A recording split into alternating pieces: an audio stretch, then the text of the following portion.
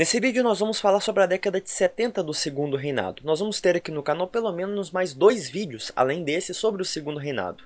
Este será sobre a década de 70, teremos um sobre a década de 80 e um sobre a Proclamação da República. Mas antes de começar o vídeo, é claro, não se esqueça de se inscrever aqui no canal, deixar o seu like se eu gostei, nos seguir nas redes sociais, todos os links estão aqui na descrição. Nos últimos vídeos sobre o Segundo Reinado, nós vimos algumas coisas muito importantes. Vimos que a década de 50, por exemplo, graças à estabilidade política do nosso país, possibilitou também o início do desenvolvimento econômico, com as primeiras indústrias, ferrovias, etc. Também vimos que a década de 60 foi muito marcada por conflitos. O principal dele foi a Guerra do Paraguai, o que acabou de certa forma desestabilizando o nosso país. A década de 70 ela começa já com Dom Pedro fazendo viagens ao exterior, porque em 1871 a filha de Dom Pedro, a segunda filha dele mais nova, Leopoldina, ela faleceu. Então ele foi para a Europa, já que ela era casada com um príncipe europeu, e ele vai para a Europa para poder prestar as condescendências, etc. Nesse momento, portanto, a princesa Isabel assume a sua primeira regência, e é nesse contexto que ela começa a ganhar maior notoriedade política, ou seja, o pai dela, que estava cada vez mais viajando, começa a ter menos interferência política no país, e a princesa Isabel começa a ter cada vez maior interferência, já que ela estava assumindo as regências do pai. E é nesse contexto que a princesa Isabel aprova a chamada Lei do Ventre Livre de 1871, mais um importante passo para abolir a escravidão. Se você acompanha o Biópsia da História, você sabe que desde a independência do Brasil com Bonifácio e Dom Pedro I, já havia essa vontade de abolir a escravidão de modo progressivo, e a Lei de 1871 foi mais um importante passo nesse objetivo, que fazia com que todos os escravos nascidos de mãe escrava se tornassem livres, ou seja, todo mundo que nascesse a partir de 1871 deveria ser livre. Mas ainda, essa lei estabelecia que só continuariam sendo escravos aqueles que o patrão, o dono do escravo, tivesse a carta, o documento dizendo que eles eram de fato escravos. Ou seja, aqueles escravos que não tinham documentação seriam nesse momento livres, né? Então ele tem uma grande diferenciação da definição do próprio escravo. Antes, para você ser um homem de cor livre, como eles falavam na época, você precisava da documentação provando que você era livre. Agora era o oposto. Para você continuar sendo escravo, era preciso que tivesse a documentação mostrando que você era escravo, do contrário, você já seria um homem livre. Então, mesmo com esses avanços de 1871 em direção da busca da abolição da escravidão e também do próprio progresso do Brasil, que volta a ocorrer nessa década, já que a década anterior tinha sido uma década de grande guerra e conflito tanto nacional quanto internacional, nós vamos ter também o acirramento, isso já numa parte mais triste da nossa história, o acirramento das tensões que vão ser responsáveis mais tarde por acabar com o Império do Brasil. Então, além da questão da abolição da escravidão, que nesse momento ela começa mais enfática do que nas décadas anteriores, e que vai ser uma importante questão para o fim do Império, uma vez que ela acabou gerando descontentamento das classes oligárquicas, principalmente de São Paulo, nós vamos ter também nesse momento o surgimento do movimento republicano. Evidente que o movimento republicano durante todo o Império foi muito fraco. Assim, no auge dele, eles elegeram no máximo 2 deputados. Então sempre foi um movimento muito fraco, mas ele surge, esse discurso republicano surge nesse contexto, e ele vai ganhar a adesão mais tarde dessas classes oligárquicas insatisfeitas com as resoluções da questão da abolição da escravidão.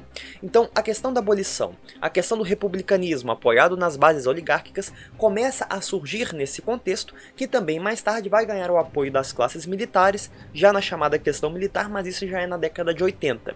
É nesse contexto que vai acontecer uma das mais importantes questões, e o que na minha opinião foi um dos grandes, na verdade o maior dos erros de Dom Pedro II. Ele que teve grandes méritos durante aí o seu reinado, na minha opinião este vai ser o principal erro de Dom Pedro II, que vai ser a chamada questão religiosa. Questão essa que se estende de 1872 a 1875, e ela teve como palco a prisão de Dom Vidal e também a prisão de Dom Macedo, isso em 1874.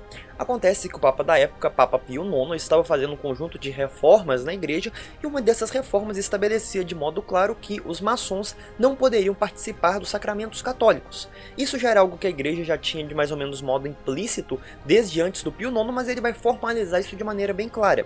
No entanto, o imperador do Brasil ele tinha 2 dispositivos muito interessantes e um tanto problemáticos, que era o padroado e o beneplácito. O padroado estabelecia que, de modo bem resumido e simplório, simplório, o chefe da Igreja Católica no Brasil era o imperador. Por quê? Porque era ele quem iria nomear os bispos, ele quem iria nomear os principais os sacerdotes da hierarquia eclesiástica, ou seja, as decisões da Igreja Católica em questão de hierarquia estavam subordinadas ao imperador e não ao Papa. Essa era a função do padroado. E em questão do beneplácito, dizia-se que as decisões do Papa, as bulas papais, só seriam aceitas no Brasil se houvesse a aprovação do imperador do Brasil, que era, de certo modo, o chefe da Igreja Católica no Brasil. Então, quando tem essa decisão de que os maçons não podem mais participar da Igreja Católica, o imperador do Brasil ele começa a ter uma série de divergências em relação ao Papa, uma vez que o Dom Pedro em si não era maçom, mas ele tinha ligações com a maçonaria, grande parte da oligarquia do Brasil era ligada à maçonaria, os aristocratas eram maçons, existiam muitos maçons no Brasil, de modo que até mesmo padres e bispos eram maçons. No entanto, o Dom Pedro II ele não acata essa decisão do Papa e o Dom Vidal e o Dom Macedo eles acabam acatando. Então eles começam a expulsar padres que eram maçons, negam missas para maçons que morreram, então não poderiam fazer a missa na igreja que era da diocese deles, se negam a fazer casamentos. Isso tudo começa a criar uma confusão muito grande. Confusão essa que começa na própria igreja, com alguns padres maçons contra esses padres mais ortodoxos, seguindo o estabelecido pelo Papa Pio IX, e mais tarde essa confusão ela vai se acentuando. Ela começa em 1872 e se acentua a tal ponto que em 1874 ela acaba indo parar no Congresso Nacional. E por fim, decide-se que o Dom Vidal ele estava indo contra a lei do país, uma vez que ele estava desobedecendo o imperador e recorrendo a uma autoridade estrangeira, que era o Pio IX, ele acaba sendo preso. É evidente que isso cria uma confusão muito grande, afinal prendeu um bispo. Nesse contexto, o Papa Pio IX escreve uma carta para Dom Pedro II, em que ele diz o seguinte, num trecho da carta ele fala o seguinte: Vossa Majestade descarregou o primeiro golpe na igreja sem pensar que ela abala ao mesmo tempo os alicerces do trono. E aí com essa confusão entre o Papa e Dom Pedro II, nós temos a intervenção de duas figuras, o Duque de Caxias e a Princesa Isabel, que os dois, é claro, estavam apoiando a Igreja Católica nesse contexto. Portanto, o gabinete cai nesse momento de crise interna do Brasil e também em relação ao Vaticano, e aí quem entra em cena é o Duque de Caxias à frente do gabinete. Ele já é a terceira vez que ele se torna aí o primeiro-ministro do Brasil, né? E aí ele diz o seguinte: olha, eu vou resolver essa questão, mas o único jeito de resolver é a anistia incondicional dos bispos.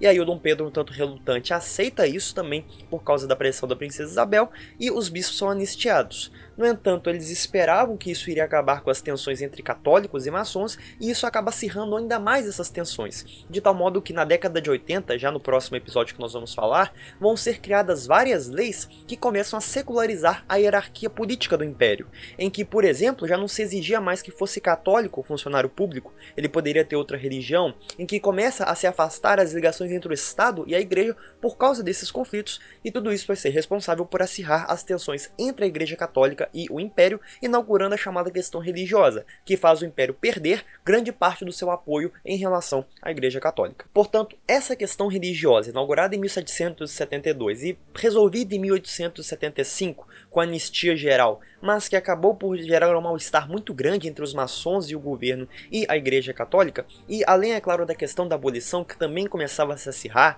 o movimento começava a se tornar mais popular, as pessoas começavam a aderir, já tínhamos a lei do ventre livre, já tínhamos grandes figuras à frente desse movimento, como por exemplo o próprio Joaquim Nabuco e André Rebouças. Além dessas duas questões, nós temos também nesse contexto o acirramento das tensões com o exército, elas vão piorar na próxima década, e principalmente a difamação da imagem do imperador. Dom Pedro II, que sempre disse que imprensa se combate com imprensa, acabou se tornando vítima da própria imprensa. Então, imagens e cartoons que retratavam o Dom Pedro como um imperador preguiçoso, que não tinha atenção nenhuma para a política, que só queria viajar e ficar olhando para os céus, até tem uma charge muito famosa dele olhando para Vênus e se esquecendo das questões, ele começa a ser, portanto, atacado pela mídia, o que acaba evidentemente manchando a imagem do imperador e também corrobora para o fim do império. Portanto, nesse contexto, a questão religiosa, os ataques da imprensa e o início das tensões em relação às oligarquias e aos militares façam que nós temos o início do declínio do Império do Brasil. Ele ainda vai se sustentar por mais uma década, e é no próximo vídeo que nós vamos ver os últimos atos do Império do Brasil, mas nesse vídeo nós já vamos encerrar por aqui, falando, portanto, sobre a década de 80 no próximo vídeo. Qualquer dúvida aqui nos comentários, que Deus abençoe sempre e até o próximo vídeo.